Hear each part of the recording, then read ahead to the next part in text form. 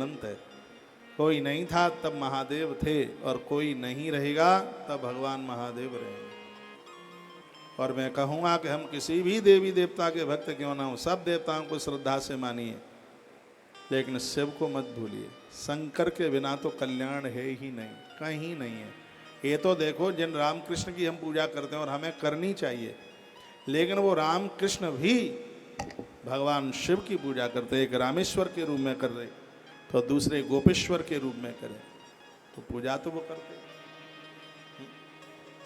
हमारे तो इन ग्रंथों में भले ही भगवान गोपेश्वर द्वापुर में प्रकट हुए, फिर भी गोपेश्वर का नाम इस ग्रंथ में, इसमें वर्णन है। बोलो भक्त वत्सल भगवान की, श्री हनुमंत बलवंत महाराज की, परम कल्याणी गैया मैया की जय जय श्री राम। लाखों वर्ष जब व्यतीत हो गई तो भगवान विष्णु को अपनी भूल समझ में आई। स्वर दीजिए। ये क्या कर रहा है लड़का?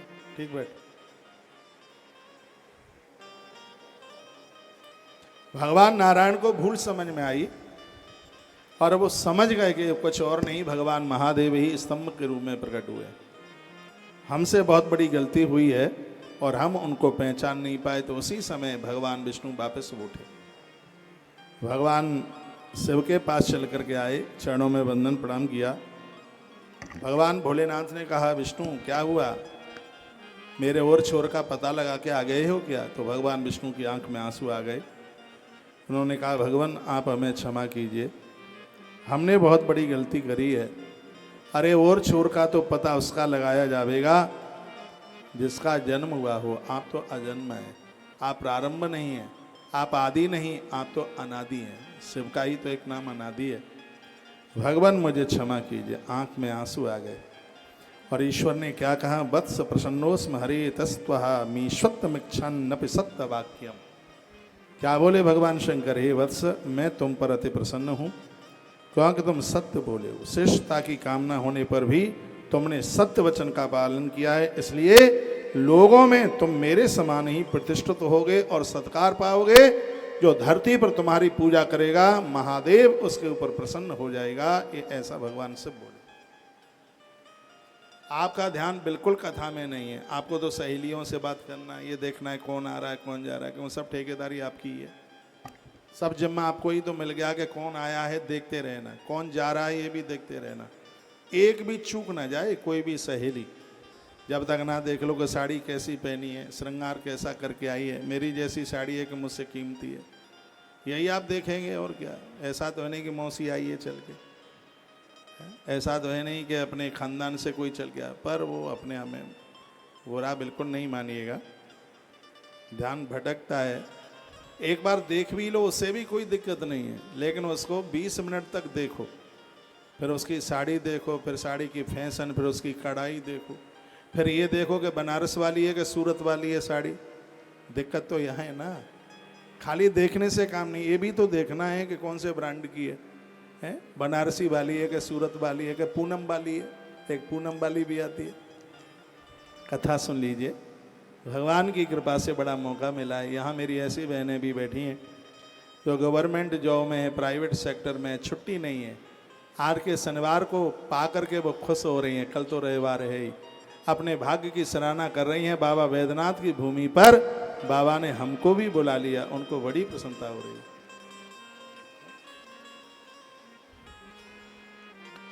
आपका ध्यान इधर हो। भगवान शिव ने कहा तुम सत्य बोले, और नारायण विष्णु सुनो, सत्य के समान कोई धर्म नहीं है, ऐसा भगवान महादेव बोले। धर्म न दूसर सत्य समान,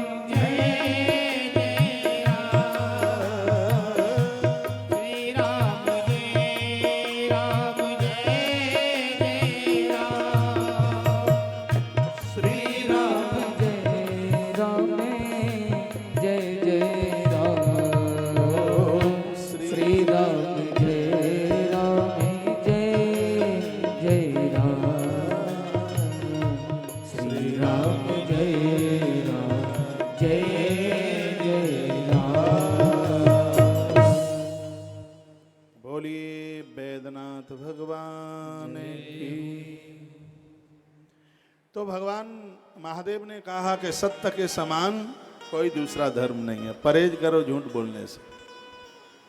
आप में ऐसे कितने लोग हैं जो झूठ बोलते हैं? कितने हैं जो झूठ बोलते हैं? 1 2 3 4 5। क्यों बोलते हैं?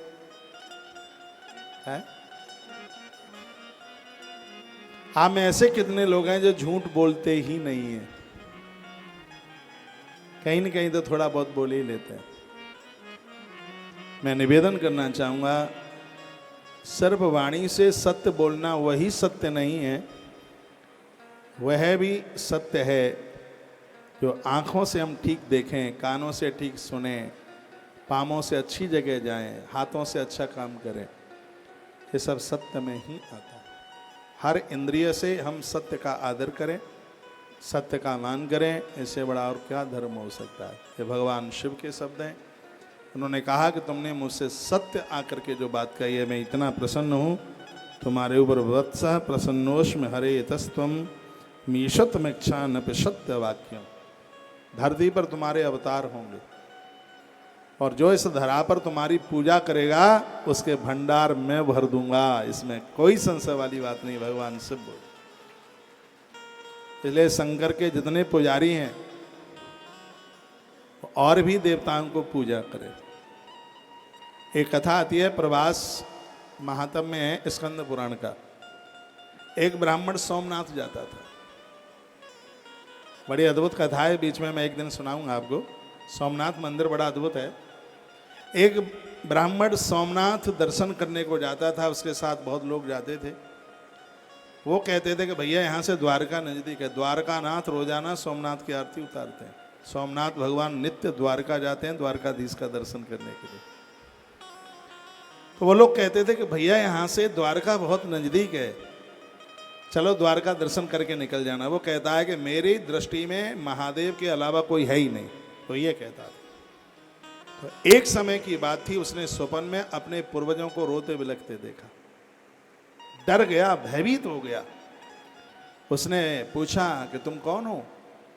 उन्होंने कहा बेटा हम तुम्हारे बाप दादा लोग हैं, हम पूर्वज हैं और हम बड़ा कष्ट भोग रहे हैं। कहा तुम कष्ट क्यों भोग रहे हो? तो उन्होंने पुरखों ने कहा हम कष्ट इसलिए झेल रहे हैं क्योंकि तुम हर के पुजारी हो और हरि का सम्मान तुम्हारे यहाँ नहीं है। तुम सोमनाथ जाते हो, कभी तुमने द्वारका नहीं, तुमने कभी द्वारका में पाम आगे के लिए नहीं तुमने रखे। तो देवताओं ने कहा कि तुम्हारे खानदान में एक हरिद्रोही पैदा हुआ है, उसका कष्ट तुम्हें भोगना पड़ रहा है। स्कंद पुराण में लिखा है कि जो गलतियां हम करते हैं उसका कष्ट हमारे पुरखों को भोगना पड़ता है। इसलिए भगवान ने स्वयं कहा है, स्वयं महादेव ने कहा है कि तुम द्वारका की यात्रा करो तब हम मुक्त होंगे। फिर उस ब्राह्मण ने सोमनाथ के साथ में श्री द्वारका जी की यात्रा की। पूर्वजों के लिए विमान आया और भगवान के धाम के लिए चले गए। बनावटी कथा नहीं है, ये स्कंद पुराण की कथा है। मैंने एक बार उदयपुर में मेरी कथा हुई थी और वहां से एक कथा मैंने सुनाई। मैंने कितनी 31 साल में कितनी कथा सुनाई मुझे सब पता है, इसलिए ये कथाएं भूलने के लायक नहीं है। हरिहर दोनों को पूजिए, दोनों को मानिए, दोनों को चिंतन कीजिए, दोनों का बंधन कीजिए। भगवान शंकर कितनी अच्छी बात कहते हैं, जो तुम्हें पूजेगा उसके भंडार में भर दूंगा, उसके ऊपर मेरी अति प्रसन्नता होगी, मुझे बहुत खुशी मिलेगी जो तुम्हारी पूजा करे। इसलिए बताते हैं कि केदारनाथ जाने वाले लोग बद्रीनाथ जाते हैं तो केदारनाथ मुस्कुराते, उन्हें बड़ी खुशी होती है। केदारनाथ जाने वाले लोग बद्रीनाथ जाते हैं, बद्रीनाथ जाने वाले लोग केदारनाथ जाते हैं, उन्हें अपार खुशी होती है, उन्हें बड़ा आनंद होता है। इधर ब्रह्मा जी का क्या हो रहा था? श्री ब्रह्मा जी उड़ते ही जा रहे हैं, लाखों साल व्यतीत हो गए लेकिन वो छोर नहीं मिला। अब वो छोर नहीं मिला, ब्रह्मा जी को इससे दिक्कत नहीं है। ब्रह्मा जी को ये दिक्कत है कि हम घाटे में रहे, नीचे चले गए होते तो अभी तक पता लगा के वापस आ जाते। और आदमी इसी में बड़ा परेशान होता है, ये कर लिया, ये ना करते वो कर लेते, वो ना करते वो कर लेते तो ज़्यादा फायदे में होते। लेकिन तुम कर तो वही पाओगे ना जो प्रकृति तुमसे जो कराएगी, लेकिन उसमें अपना दिमाग ज़्यादा लगाया जाता है। और गीता कहती है भैया रात गई बात गई, जो पीछे हो गया है उसको मत याद कीजिए, अब आगे की व्यवस्था कीजिए कि आगे ठीक हो जाए, कुछ बढ़िया हो जाए। ब्रह्मा जी इसी में परेशान है, उन्हें अपना लक्ष्य नहीं मिला। ब्रह्मा को इससे दुख नहीं है, कोई इससे परेशान है कि हमने ऐसा काम किया, बिना बुद्धि वाला काम किया, ऊपर के लिए चले आए, नीचे चले गए होते तो अभी तक पिंडी इस स्तंभ का अंतिम छोर हमें मिल गया होता और नारायण फायदे में रहे। वो तो पता लगा करके आई गए होंगे, इस बात से बड़े परेशान थे ब्रह्मा।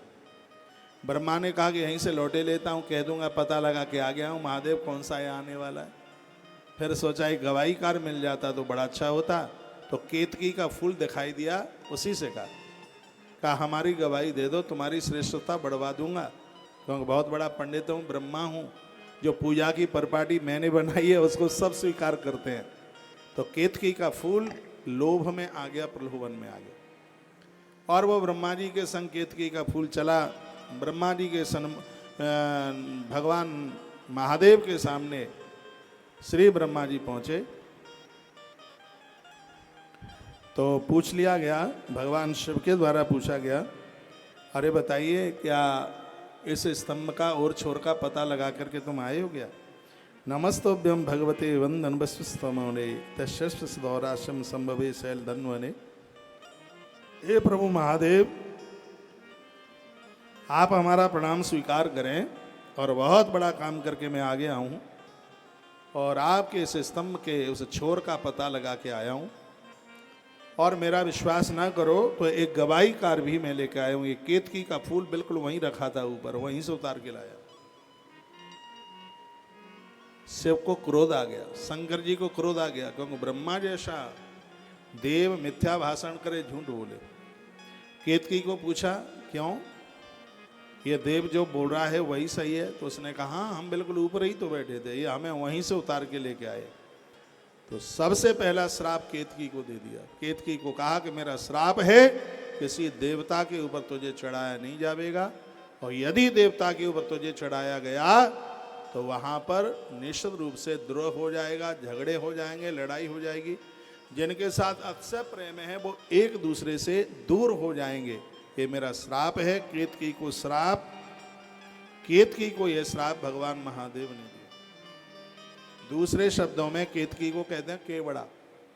जब भी कभी आप इत्र प्रयोग में लेते हैं तो ये जरूर देख लीजिएगा कि इत्र केवड़े का तो नहीं है, शिव का अभिशाप है। जैसे गणेश जी के ऊपर तुलसी नहीं चढ़ती, उसी प्रकार से देवताओं के ऊपर केवड़े का इत्र नहीं चढ़ता। उसमें खुशबू तो बहुत ज़्यादा है, यहाँ लगाओगे, कान में फुइया लगाओगे, सड़क पर उसकी खुशबू जाएगी केवड़े की। लेकिन महादेव का श्राप है इसको कि देवता तुझे स्वीकार नहीं करेंगे। तत्पश्चात ब्रह्मा को आड़े हाथ भगवान ने ले लिया और कहा, ब्रह्मा तुम इतने महान होते हुए तुमने अपनी पूजा के लिए, अपने सम्मान के लिए इतना तुच्छ काम किया और तुम मुझसे झूठ बोले। इतना क्रोध आया भगवान शंकर को कि क्रोध में से भैरव प्रकट हो गए। जो भैरव नाथ की हम पूजा करते हैं वो इसी प्रसंग में तो प्रकट हुए हैं भैरव बाबा। भैरवनाथ प्रकट हुए और भैरव बाबा ने ब्रह्मा जी के उस मस्तिष्क का छेदन कर दिया जिस मस्तक से ब्रह्मा जी झूठ बोले थे। मस्तक छेदन कर दिया। माथा जैसे ही कटा विधाता ब्रह्मा का, तो वह माथा भगवान महादेव के हाथ के ऊपर आकर के चिपट गया। शंकर जी के हाथ के ऊपर चिपटा, इसलिए तो भगवान शंकर का एक नाम कपाली है, इसलिए उनको कपाली कहते हैं, क्योंकि विधाता ब्रह्मा जी का मस्तिष्क उनके दाहिने हाथ से आके चिपका। अब वो सब तीर्थों में गए लेकिन वो तो छुटाने से नहीं छूटता है। सब तीर्थ यात्रा करी लेकिन काशी के पास में जैसी एक जगह पर पहुंचे और वहीं वो हाथ से मस्तिष्क नीचे टपक करके गिर गया। आज उसको कपाल मोचन तीर्थ के नाम से जाना जाता है। ये बिल्कुल काशी के पास में पवित्र स्थान है।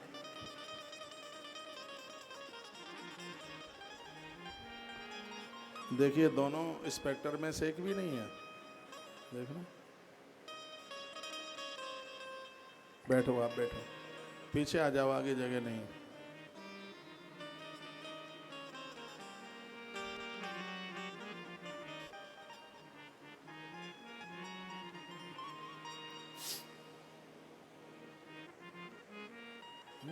है तो रोकते क्यों नहीं भैया, रोकते क्यों नहीं हो? यहाँ बैठ जाओ। बोली बांके बिहारी लाल की, श्री हनुमंत बलवंत महाराज की, आज के आनंद की जय जय श्री राधे। भगवान शंकर ब्रह्मा जी के ऊपर बहुत ज्यादा कुपित हुए। उन्होंने कहा कि तुम झूठ बोले हो, मैं श्राप देता हूं कि धरती पर कहीं तुम्हारी पूजा नहीं होगी। ये भगवान शिव ने श्राप दे दिया। केतकी को भी श्राप दिया। रे रे केत कह दुष्टस्तम सटदूर में तो ब्रज ममापि प्रेम ते पुष्य माँ बत पूजा स्वतस्परम, तेरा फूल पूजा में नहीं लिया जाएगा। इनको बोल दिया गया कि धरा पर कहीं भी तुम्हारी पूजा नहीं होगी। अब तो ये बहुत ज़्यादा रोने लगे, बिलखने लगे, बहुत बड़ी दिक्कत हो गई। लेकिन भगवान विष्णु की महिमा देखिए। भगवान विष्णु महादेव के चरणों में गिर पड़े। कोलाहलो महानाशी तत्रस्त ग्रह्यताम, कोलाहल हो रहा था, आवाज़ें आ रही थी। बहुत ज़्यादा रुदन किया विधाता ब्रह्मा जी ने, गलती बहुत तगड़ी वाली गलती हुई। लेकिन भगवान विष्णु को देखिए, भगवान नारायण ने भगवान महादेव के चरण पकड़ लिए और कहा, हे प्रभु, यदि आप हमारे ऊपर प्रसन्न हैं तो उसका हम आपसे कुछ आशीर्वाद प्राप्त करना चाहते हैं। भगवान शिव ने कहा, बोलिए विष्णु, तुम जो मांगोगे वही पाओगे। भगवान विष्णु की आंखें डबडबा गईं और कहा, ब्रह्मा जी को श्राप मिला है, मेरी मांग इतनी सी है, आप ब्रह्मा जी को क्षमा कर दीजिए, इन्हें आप माफ कर दीजिए, इनसे गलती हो गई है। भगवान शंकर ने विष्णु को अपने गले से लगा लिया। जो तो कूँ कांटे बुबे ताए बोए तू फूल, तोय फूल के फूल हैं बाकों हैं त्रिशूल, ये संकेत है कथा का। विष्णु के लिए ब्रह्मा ने इतना कुछ किया, नीचे दिखाने की पूरी कोशिशें की गई, लेकिन भगवान विष्णु को देखिए, वो शिव से मांगते हैं कि इन्हें आप क्षमा कर दें, इन्हें आप माफ कर दें। यदि आपकी वजह से यदि किसी को दंडित किया जा रहा है तो एक बार आपको उन्हें क्षमा कर देना चाहिए। क्षमा करने वाला हमेशा बड़ा होता है, विशेष होता है, महान होता है। भगवान विष्णु इसलिए महान है। उन्होंने प्रार्थना की थी कि इन्हें आप क्षमा कर दीजिए, इन्हें आप माफ़ कर दीजिए। तब भगवान शिव बोले कि दंड तो इन्हें मिलेगा, लेकिन इतना कह देते हैं, पूरी दुनिया में तो इनकी पूजा नहीं होगी, लेकिन एक स्थान पर इनको पूजा जाएगा और उस स्थान का नाम होगा पुष्कर। आज भी पुष्कर में विधाता ब्रह्मा का अद्भुत मंदिर है। और कहा कि ब्रह्मा के बिना कोई यज्ञ पूरा नहीं होगा। यज्ञ में एक आचार्य होगा तो दूसरा वहाँ ब्रह्मा के पद को सुशोभित करने वाला होगा। इसके माध्यम से ही वो यजन पूरे होंगे। जहाँ जहाँ यज्ञ होंगे वहाँ ब्रह्मा को भाग दिया जाएगा, वहाँ ब्रह्मा को आवाहित किया जाएगा और वो यह यज्ञ तब ही पूरे होंगे। और तत्पश्चात जो केतकी फूल का रुदन हो रहा था, वो भी आंख में आंसू थे, तो उसको कह दिया कि और तो सब देवताओं की पूजा में तुझे नहीं लिया जाएगा, लेकिन वर्ष में एक बार शिवरात्रि के समय में तुझे मेरे मंडप में लगाया जाएगा। जो शिवरात्रि की तरह समय मेरी पूजा में जो तेरा प्रयोग करेगा, मेरे मंडप में तुझे लगाएगा। एक ही पूजा से 1 वर्ष की पूजा का फल प्राप्त हो जाएगा। ये भगवान शंकर ने केवड़े को वरदान दे दिया। जब जब आप शिव महारात्रि मनाते हैं तब तब आप केवड़े का इत्र लेके आइए। केवड़े का फूल मिल गया तो वो लेके आइए। भगवान के लिए जो मंडप बनाया जाता है उसे उस मंडप में लगाइए। इससे पूरे वर्ष भर की पूजा का फल प्राप्त होगा। बड़ी अद्भुत अद्भुत बातों का वर्णन किया। शिवरात्रि बहुरात्रम निराहारो जितेंद्रिय अर्चेद्वा यथा न्यातम यथा अवलभ वंचक। जो शिवरात्रि को दिन रात्रि निराहार रहकर जितेंद्रिय रहकर अपनी शक्ति के अनुसार यथोचित रूप से जो भगवान की पूजा करेगा, रात में 4 पैर की पूजा करेगा, दिन भर अन्न खाएगा नहीं, 24 घंटा निराहार रहेगा, उसे 1 वर्ष तक निरंतर मेरी पूजा करने का फल प्राप्त होगा। ऐसा संदेश भगवान शंकर का। भगवान भोलेनाथ कहते हैं कि उन्हें 1 वर्ष की पूजा का फल तत्काल प्राप्त हो जाएगा। तुष्टो मध्य, मैं उसके ऊपर अति प्रसन्न हो जाऊंगा। यह भगवान बोले, धूप दीप सदक्ष्याभा व्यंजनाद चामरई अन्य देवोपहार ईशावांग मनोती। तो भगवान छत्र से, भगवान चवर से, धूप दीप से भगवान भोलेनाथ अति प्रसन्न होते हैं। तत्पश्चात मार्गशीर्ष तत्पश्चात अगहन का महीना मार्गशीर्ष का अगहन का महीना था। लिखा है आद्रायाम मार्गशीर्षे तो यह पश्येन माँ मुखा मुमासकम मद्वेर पिबालिंगम स गुयादप में प्रिय। इसका मतलब आप जानते हैं अगहन के महीने में आद्रा नक्षत्र में यदि कोई भगवान शंकर का महारुद्राभिषेक कर लेता है तो भगवान भोलेनाथ कहते हैं कि वह मेरे लिए मेरे पुत्र कार्तिकेय की तरह प्रिय हो जाता है। ये स्वयं भगवान महादेव के शब्द हैं।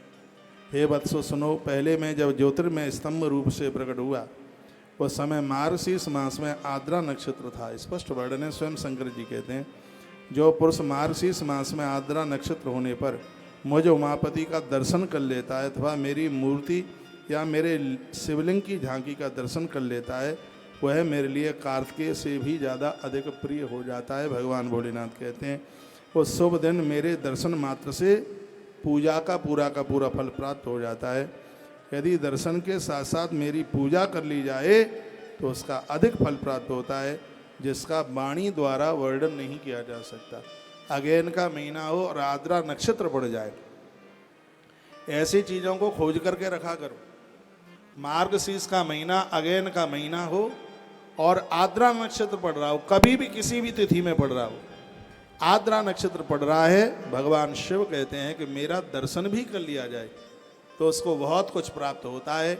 और जो उस नक्षत्र में मेरी पूजा कर लेता है वो मेरे लिए कार्तिकेय से भी ज़्यादा अति प्रिय हो जाता है। भगवान शिव कहते हैं उसकी जिम्मेवारी हर प्रकार से मेरे ऊपर होती है। इस रणभूमि में मैं लिंग रूप से प्रकट होकर बहुत बड़ा हुआ हूँ, अतः उस लिंग के कारण यह भूतल लिंग स्थान के नाम से प्रसिद्ध होगा। आज उस स्थान को लिंगेश्वर महादेव के नाम से जानते हैं। बहुत लोग जाते हैं दर्शन करने के लिए। हमें वहाँ भी शिव महापुराण की कथा बहुत जल्दी सुनानी है। 12 ज्योतिर्लिंगों में एक एक शिव महापुराण सुनाना है। पूरे 12 ज्योतिर्लिंग पशुपतिनाथ भगवान नेपाल में और अरुणाचल प्रदेश में लिंगनाथ भगवान के दरबार में उनके चरणों में भी शिव महापुराण की कथा सुनानी है, ऐसा हम संकल्प लिए हुए हैं। उसमें से एक शिव महापुराण की 11 दिन की कथा हो रही है। हर ज्योतिर्लिंग पर 11 दिन की ही कथा होगी, ज़्यादा भले ही हो जाए कम नहीं होगी। तो भगवान कहते हैं उस स्थान का नाम ही लिंगेश्वर लिंग स्थान नाम होगा। हे पुत्रो, जगत के लोग इसका दर्शन करेंगे, वहाँ पहुँचकर मेरी पूजा करेंगे और यह लिंग सब प्रकार के भोगों को सुलभ कराने वाला होगा, भोग और मोक्ष देने वाला होगा।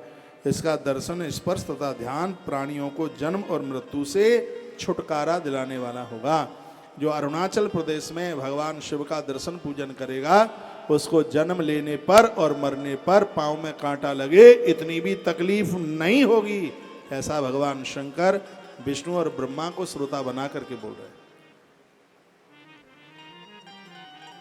आज की कथा बड़ी अद्भुत है, आनंद कर देने वाली बात है, कथा है। अब बस ये बताइए क्या बात समझ में आ रही है?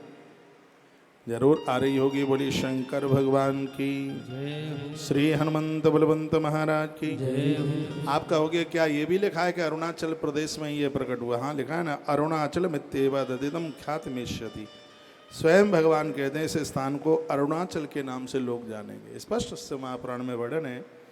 श्री शिव महापुराण के विद्येश्वर संहिता के अध्याय नंबर 9 के श्लोक नंबर 21 में अरुणाचल शब्द स्पष्ट लिखा है। भोलेनाथ कहते हैं अरुणाचल मित्येव तदिदम ख्यातिमेष्यति।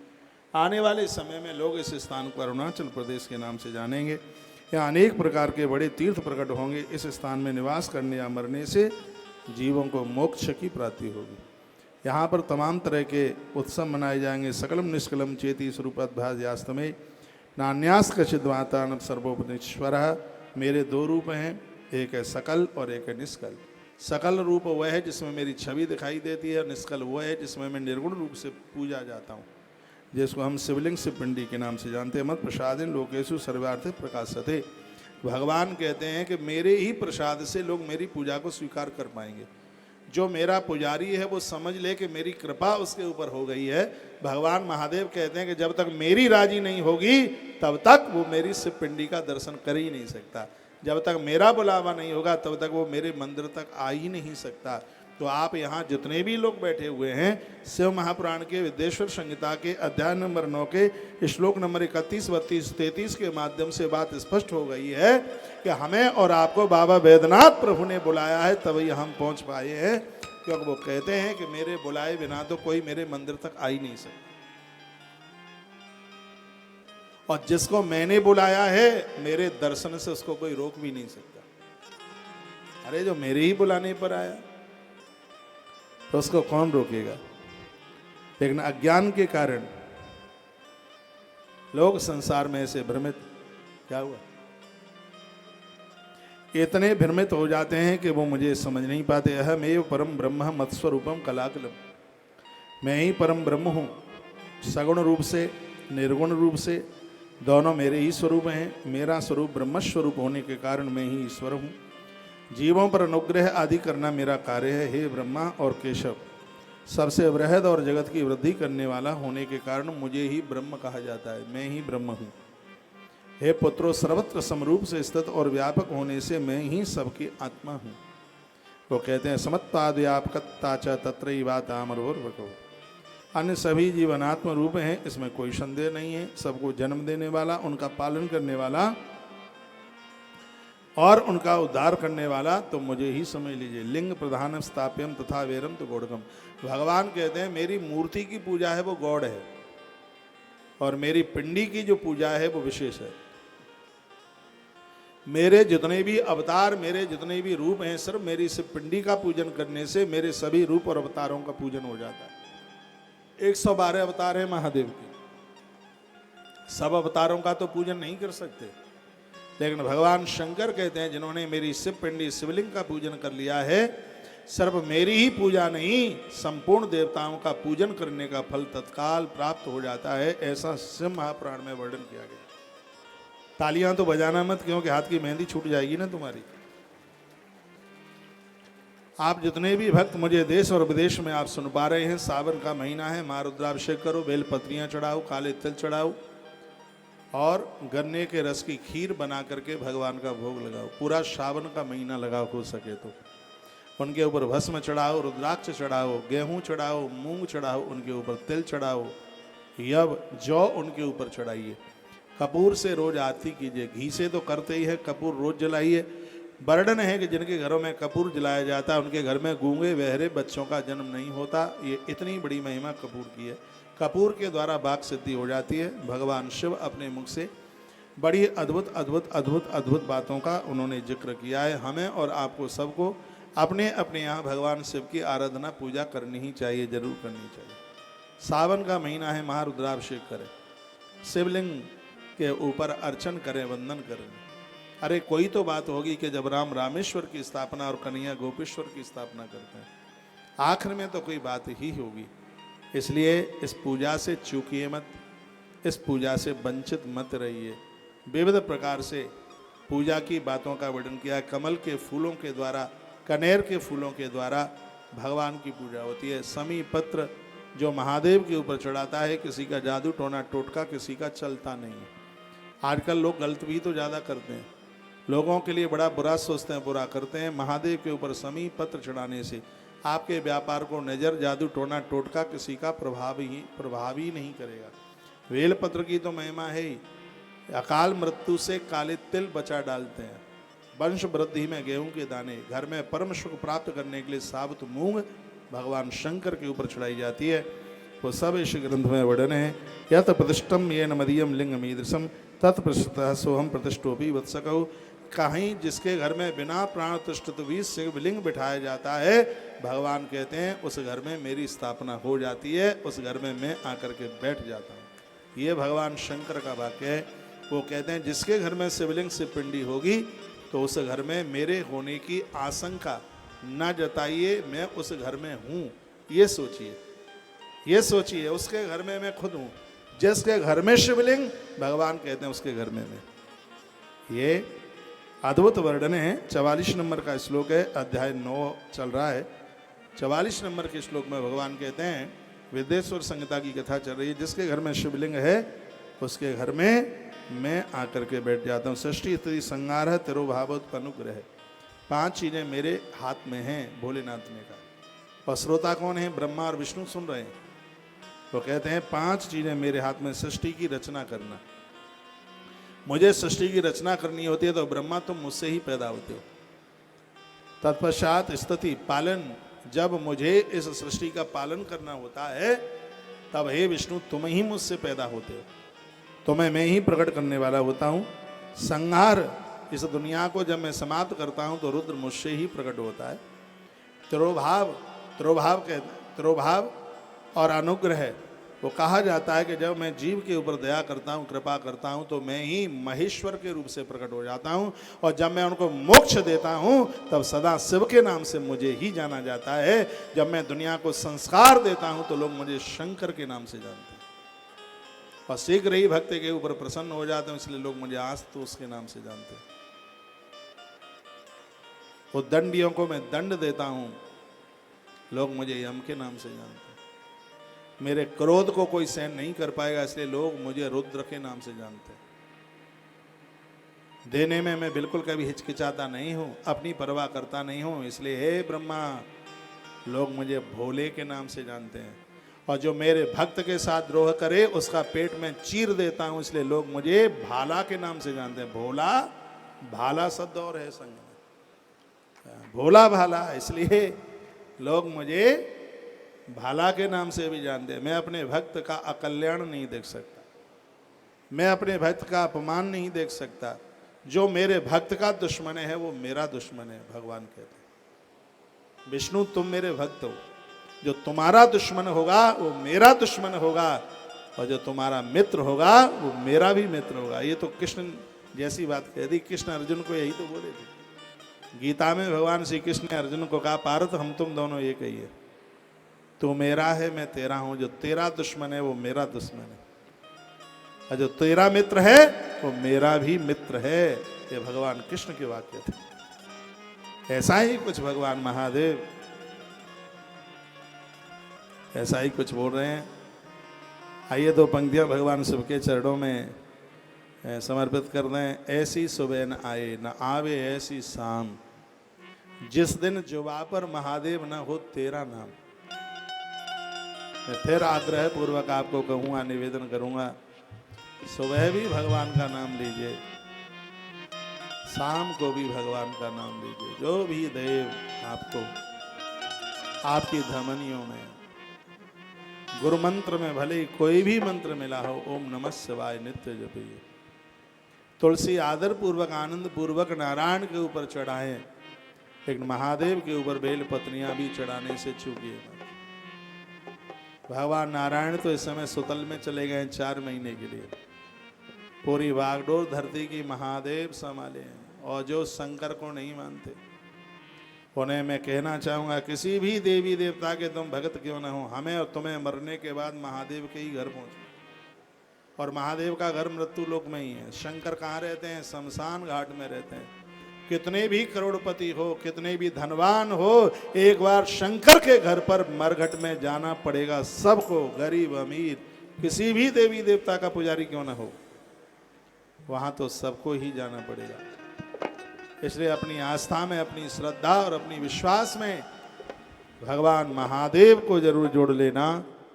इसके बिना तो आज तक किसी का काम हुआ नहीं। पूरे देश में मुझे जहां तक सुना जा रहा है, कल सोमवार है, कल अपने लोटे में थोड़ा गंगा जल डालना, उसमें गौ माता का कच्चा दूध डालना। उसमें लोग तो ये कहते हैं कि शंकर को जल चढ़ाओ तो उसमें कुछ भी मत डालो। मैं कहूँगा कि 1 लोटा तो सब चीज़ों से मिला हुआ चढ़ाइए, दूसरा लोटा स्वच्छ, उसमें कुछ भी नहीं होना चाहिए, कि इसको शुद्धोदक स्नान कहते हैं। आप घर से दूध लेकर के गए, महादेव के ऊपर चढ़ा दिया, और यदि ऊपर से आपने शुद्ध जल नहीं चढ़ाया तो आपको दूध चढ़ाने का पूरा फल ही नहीं मिलता। आपने गन्ने का रस चढ़ाया, आपने संतरे का रस भी चढ़ाया जाता है, उसमें और भी फूलों का रस भी चढ़ाया जाता है, लेकिन इतना ध्यान रखिए, ये सब चढ़ाने के बाद 1 लोटा शुद्ध जल, इतना शुद्ध जल कि उसमें और कोई कुछ होवे ही नहीं, उसमें कुछ भी न मिला हुआ। ये सब चढ़ाने के बाद में मैं तो कहता हूँ कि 1 लोटे में आपने बेलपत्र डाला, काला तिल डाला, और वो आपने चढ़ाया। मैं लिंग पुराण भी पढ़ता हूँ, मैं लिंग पुराण का पाठ कर रहा हूँ। आज भी मैंने कुछ चीज़ें उसमें पढ़ी हैं, तो उसमें भगवान के शिवलिंग की पूजा का महात्म्य लिंग पुराण में बड़े विशेष रूप से वर्णन किया गया है। तो जो भी चीजें मिश्रित करके आप चढ़ा रहे हैं, उसके ऊपर से 1 लोटा जल आपको शुद्ध जल का चढ़ाना ही पड़ेगा।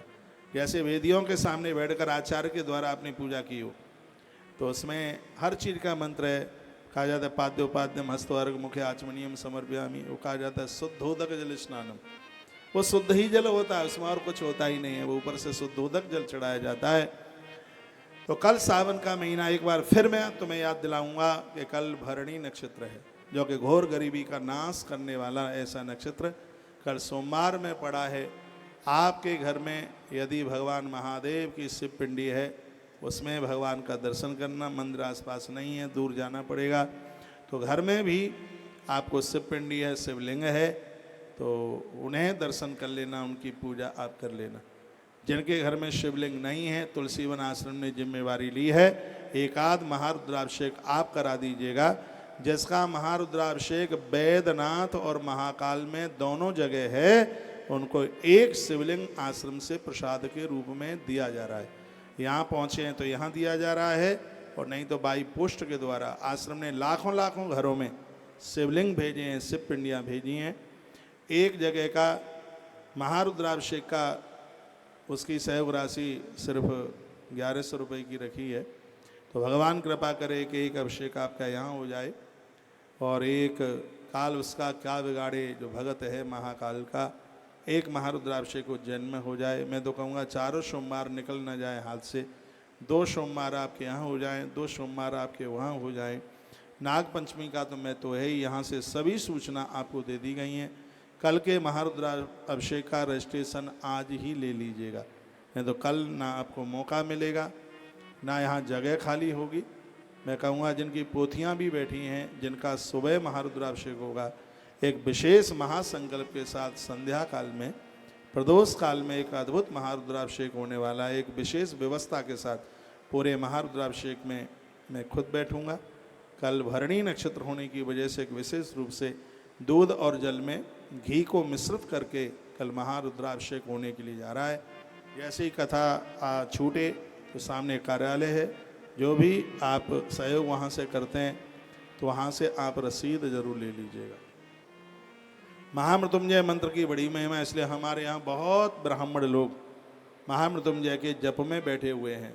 एक बार जाके उनका दर्शन जरूर कर लेना, इधर बगल में ही है, बिल्कुल इसी पोर्शन का पीछे पोर्शन है, जय दुर्गा क्या बोलेंगे उसको, पैलेस, उसमें ब्राह्मणों के द्वारा मूल पाठ श्री शिव महापुराण का हो रहा है, और महारुद्रा अभिषेक भी चल रहे हैं।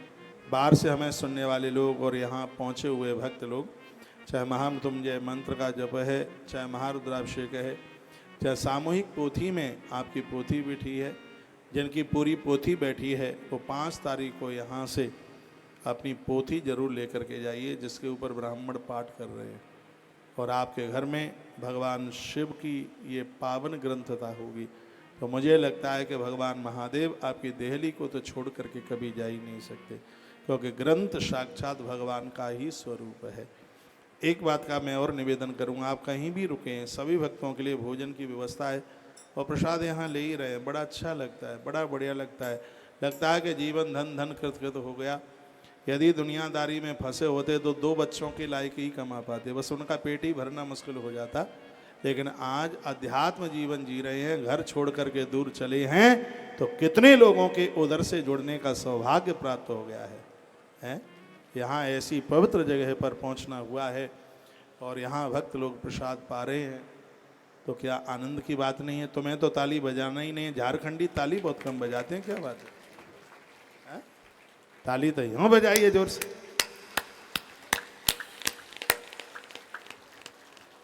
और क्या, बगल वाली जीजी सो रही है, वो जग जाएगी फिर। खुशी शर्मा ने लिखा है कि हमने रजिस्ट्रेशन नंबर ले लिया है, कल के लिए मैं सबको बोलूँगा, और पैसा भी जल्दी जमा कर देना, ये नहीं कि 2025 में जमा करो, ये सबको दक्षिणा देनी होगी। नहीं तो सोच लिया है कि तुलसी वन आश्रम है तो उधारी चलती है। इस समय लोड बहुत ज़्यादा है। अभी एक ज़मीन की रजिस्ट्री हुई है, मैं इधर आया हूँ, बड़ी अलौकिक, बड़ी दिव्य भूमि, कहाँ गया वो भाई? उसके मोबाइल में डाल रखी है मैंने जो भूमि की रजिस्ट्री हुई है, वो सुनेगा ही नहीं। आनंद की बात यह है, उसमें बिल्डिंग तो बनी रही है गौ माता के लिए, बड़े सुंदर सुंदर उसमें वृक्ष लगाए जा रहे हैं। गौ माता जिस छाया में वहाँ पर बैठेगी, बहुत आनंद हो रहा है। आप में से कुछ लोग ऐसे हैं जो वृंदावन आए हैं, कुछ लोग ऐसे हैं जो हमें टीवी पर सुनते रहते हैं। आप सबको सादर आमंत्रण निमंत्रण है, एक बार श्री वृंदावन जरूर पधारिएगा और गौ तीर्थ तुलसी तपोवन गौशाला का एक बार तो दर्शन कीजिए प्लीज, एक बार तो पधारिए आप वृंदावन। आप देखिए इस गौशाला को, दुनिया में गौसदन गौशालाएं बहुत हैं, लेकिन इस गौशाला ने बड़ा नाम कमाया अपने आप। यहाँ भंडारे के लिए किसी विशेष व्यक्ति से हमने कोई पैसा लिया नहीं है, आपके थोड़े थोड़े सहयोग के द्वारा। और यहाँ पर सुबह शाम दोपहर चलने वाला जो प्रसाद है, किसी को भी ये नहीं पूछा जाएगा कि तुम कहाँ से आए, वो कहीं नहीं पूछा जाता, सब यहीं प्रसाद पाइए। और वैद्यनाथ बाबा की इस धरती पर, अमरनाथ की धरती पर, इन जगहों पर बड़ी महिमा है भंडारे की। यूँ तो भंडारे की महिमा हर ही जगह, कावड़िए वाले लोग, आते जाते लोग, श्रोता लोग भोजन करेंगे तो उसका पुण्य आपके खाते में जाएगा। भंडारे में अपनी बिल्कुल श्रद्धा रखिए। एक दिन के भंडारे के लिए छोटा सा सहयोग 2100 रुपये का सहयोग है, और पूरे 11 दिन के इस अनुष्ठान में पूरा का पूरा सहयोग सिर्फ 5100 रुपये का है। ईश्वर ने आपको दिया है तो इसमें आप चूकें नहीं। ये टीवी पर इस समय आप देख रहे हैं, जैसी भी दौड़ रही है, आप भाग्यशाली हैं। वही जमीन है जिसकी रजिस्ट्री अभी कुछ ही दिनों पहले हुई है, 24 तारीख को हुई है। एक बार टीवी पर दिख रही है कि नहीं?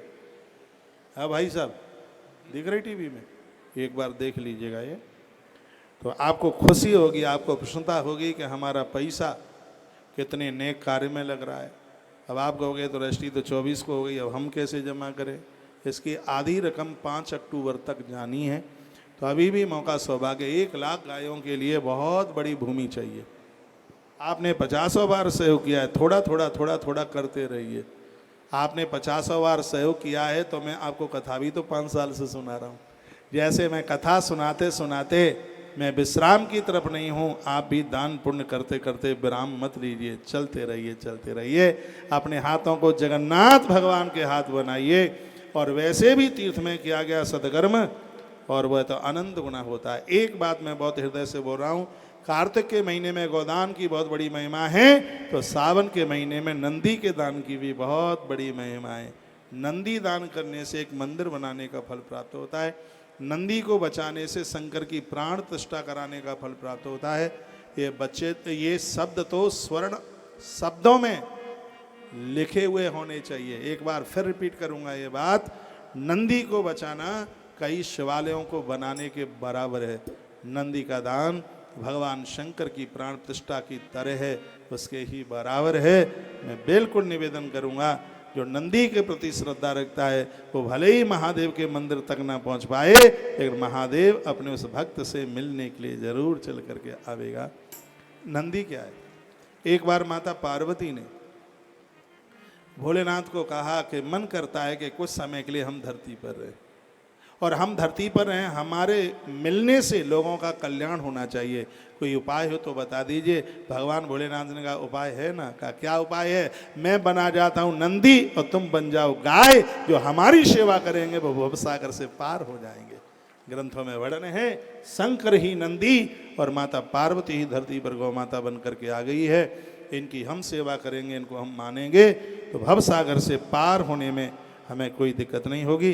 श्री रमेश दत्ता जी, आपका फ़ोन आया है, मोबाइल मेरी व्यासपीठ पर रखा है, और आप इन सेवा कार्यों में आप जुड़ रहे हैं। इस भंडारे में आपका सहयोग है, बहुत बहुत धन्यवाद है आपका। आप मेरे मोबाइल में एक मैसेज लिख करके भेज देना, या आचार्य जी वगैरह को आप बता देना कितने पैसों का सहयोग इसमें होना है, कितने रुपयों का सहयोग होना है। खूब चकाचक कीजिए, चाहे आटे के लिए कीजिए, आज भी आटा आया है, चीनी आई है, चकाचक बढ़िया अच्छे घी की बूंदी बनी है।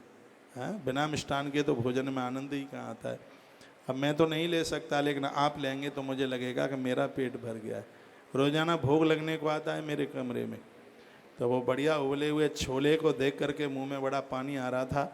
तो महादेव की पिंडी तो सामने थी ही, मैंने भोलेनाथ को कहा बाबा अब तो जल्दी संकल्प पूरे कर दे तो मैं भी एक कटोरा भर के छोले चटका ही दूँ। कलकाल है, कलयुग है, इस युग में बड़ा मुश्किल है अन्न के बिना।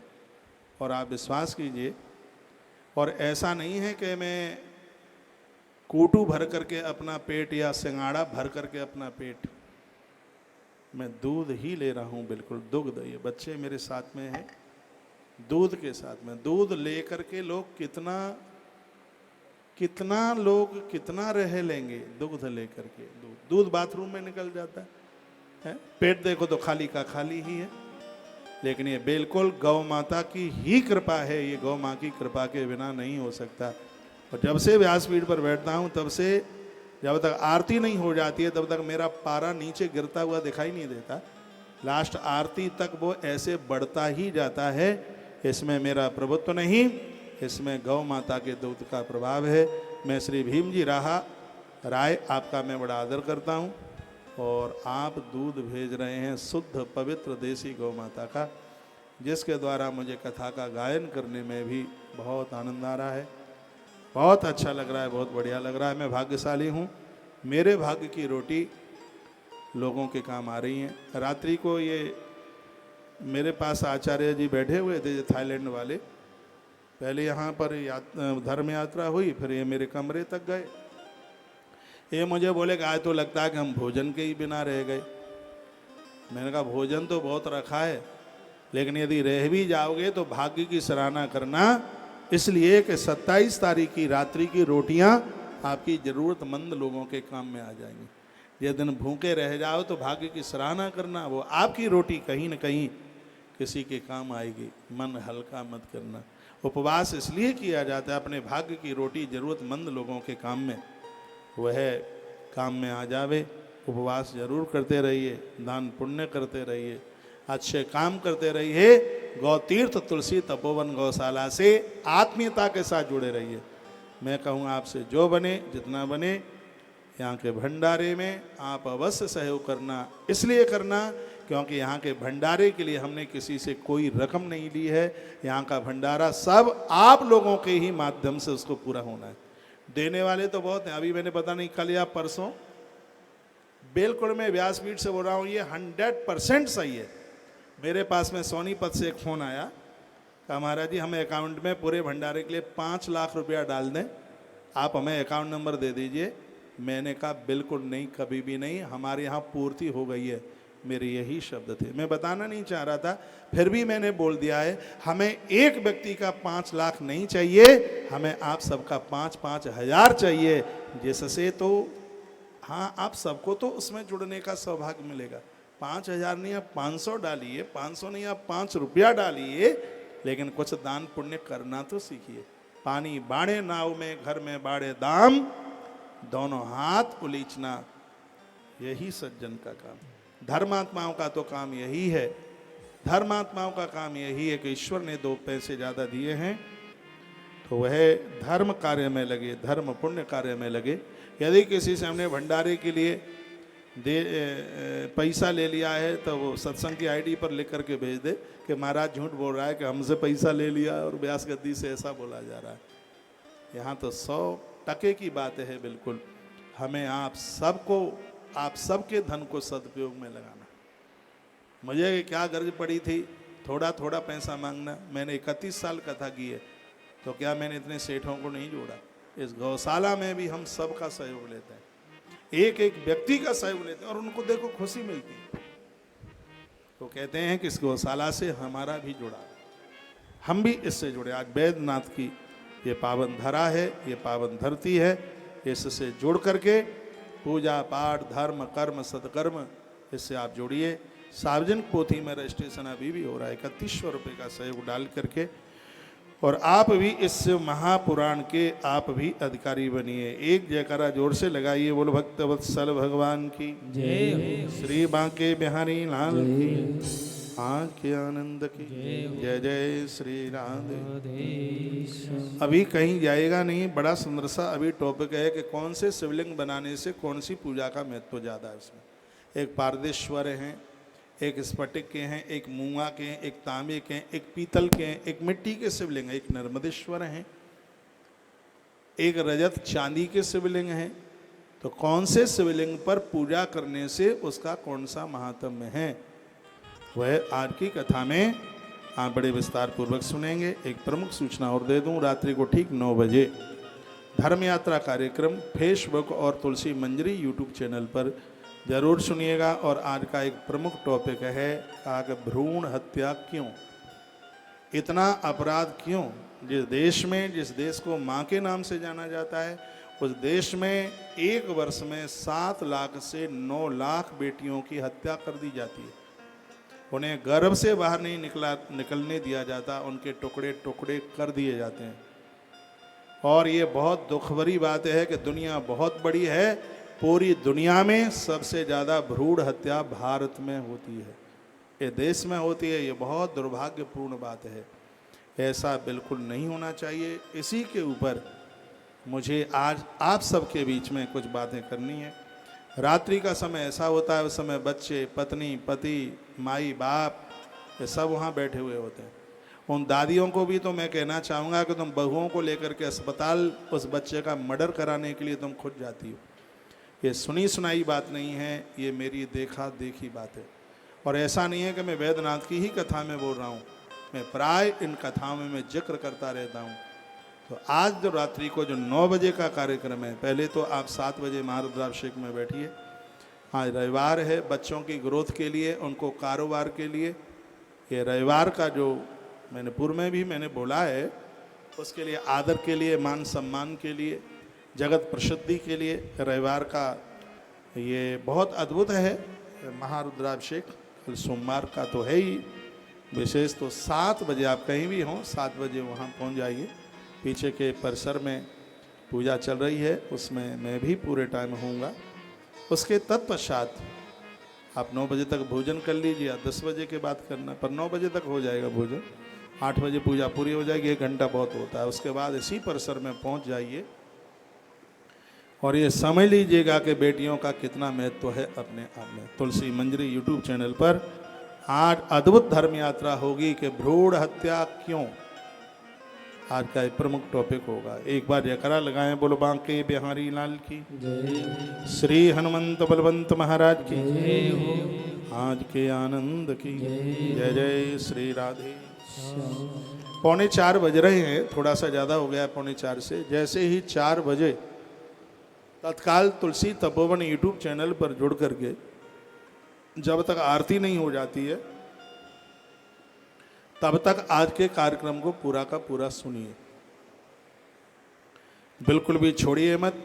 आज पूजा की शिवलिंग महारुद्रा अभिषेक के एक विशेष महात्म्य का वर्णन किया जाएगा। ये 2 पंक्तियां इसलिए क्योंकि हो सकता है कि आप प्रमाद में बैठे हैं, आप नींद में बैठे हैं, तो ऐसी भी कथा में सो जाओगे तो जगोगे कहाँ, ये भी मुझे बता दीजिए।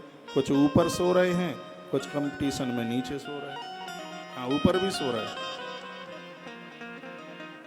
सोई तो हम कहें कि कथा में रोटियां छोड़ने को क्यों कहा जाता है, इसलिए कहा जाता है क्यों कथा में नींद ना आ जाए इसलिए। आइए ऐसी सुबह ना आए, आए न ऐसी शाम।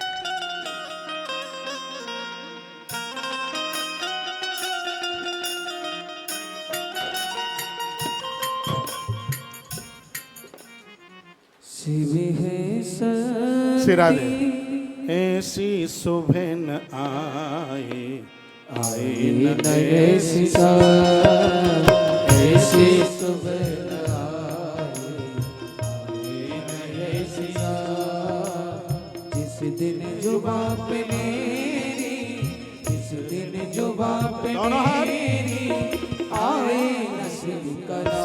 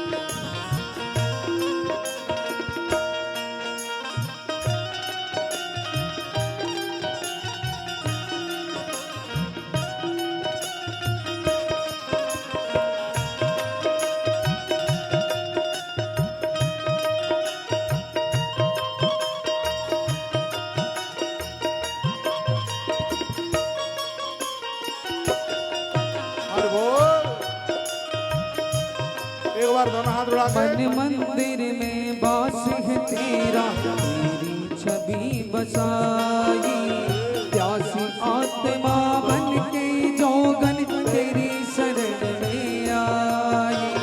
मन मंदिर में वास है तेरा, तेरी छवि बसाई, प्यासी आत्मा बन के जोगन तेरी शरण में आई।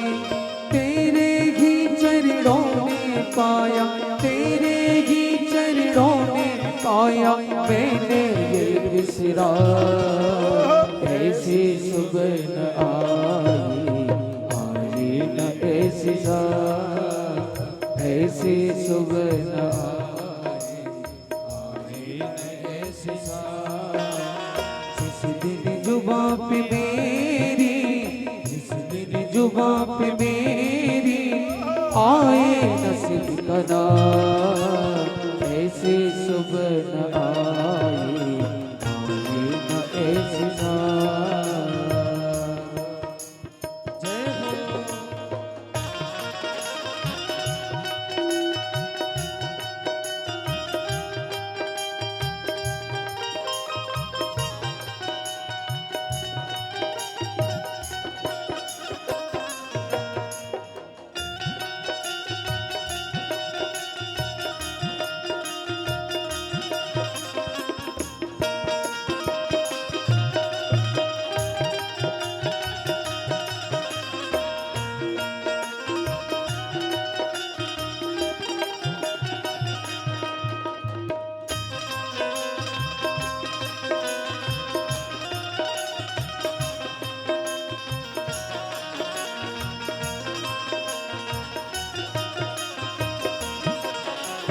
तेरी खोज में ना जाने कितने युग मेरे बीते, अंत में काम क्रोध मद हारे हे भोले तुम जीते।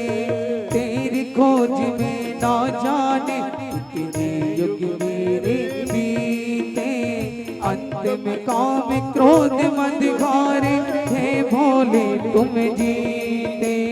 मुक्त किया तूने प्रभु मुझको, मुक्त किया तूने प्रभु मुझको, सत्य सत्य है बड़ा।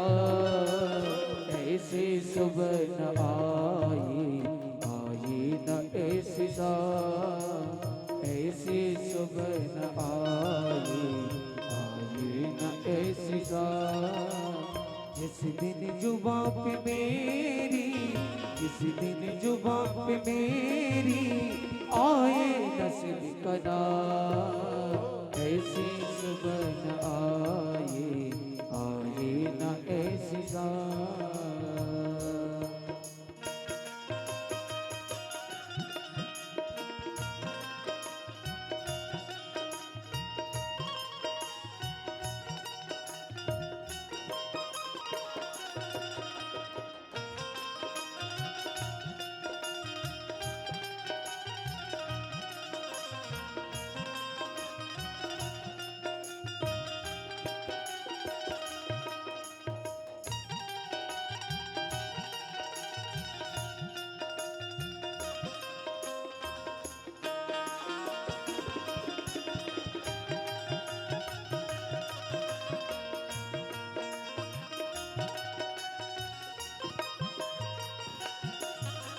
सर्व कला संपन्न तुम ही हो हे मेरे परमेश्वर।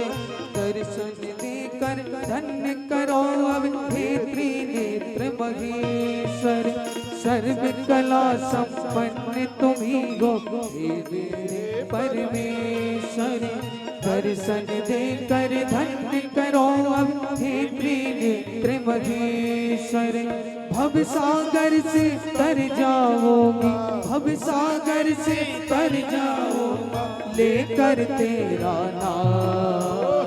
कैसे सुबह न आई न ऐसी ऐसी सुबह न आई न ऐसी जिस दिन जुबां पे मेरी, जिस दिन जुबां पे मेरी आए नसीब का नाम। ऐसी ऐसी सुबह न आए, आए न ऐसी सांझ।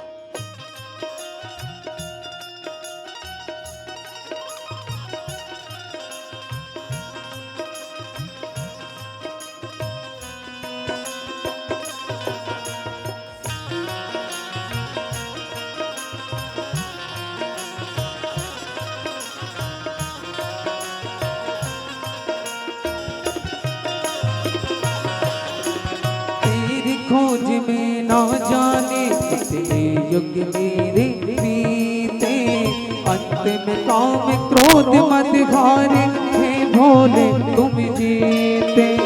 तेरी खोज में ना जाने कितने युग मेरे बीते, अंत में काम क्रोध मत हारे, हे भोले तुम जीते। मुक्त किया तूने प्रभु मुझको, मुक्त किया तूने प्रभु मुझको, सत्य सत्य है प्रेरणा। ऐसे सुबह न आए, आए न ऐसी सांझ। ऐसी सुबह न आए, आए न ऐसी सांझ। जिस दिन जुबां पे मेरी, जिस दिन जुबां पे मेरी आए नसीब का नाम, ऐसे सुबह न आए, आए न ऐसी सांझ।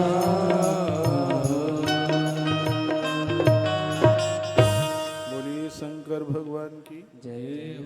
घड़ी का कांटा 4 पर पहुंचने वाला है। जितना भी लोग सत्संग टीवी पर सुन पा रहे हैं, यदि पूरी कथा को सुनना चाहते हैं तो तत्काल तुलसी तपोवन यूट्यूब चैनल या तुलसी मंजरी यूट्यूब चैनल पर जुड़कर और बाबा वैद्यनाथ धाम से, बाबा धाम से आज की कथा को पूरा जरूर सुनिएगा। आद्रा समम सदा गेयम पूजा होमादि तर्पणे, दर्शनम तो प्रभाते च प्रातः संगम काले। वर्णन किया गया आद्रा नक्षत्र में जो भगवान शंकर का दर्शन भी कर लेता है, उन्हें संपूर्ण पूजा यज्ञ तर्पण आदि करने का फल प्राप्त हो जाता है। आद्रा नक्षत्र में शिवलिंग प्रकट हुआ, इसलिए इसकी महिमा और ज़्यादा बढ़ गई है। प्रभात काल में भगवान कहते हैं जो मेरे शिवलिंग का दर्शन करेगा, मध्याह्न में दर्शन करेगा और शाम को दर्शन करेगा, तो तीनों दर्शनों का प्रभाव अपने आप में अलग है। प्रातः शिव पिंडी का दर्शन करने से भक्ति मिलती है, दोपहर में शिव पिंडी का दर्शन करने से संकल्पों की पूर्ति होती है, और संध्या काल में शिव पिंडी का दर्शन करने से मन को तत्कालिक शांति प्राप्त होती है। ऐसा भगवान शंकर स्वयं अपने मुख से कहते हैं।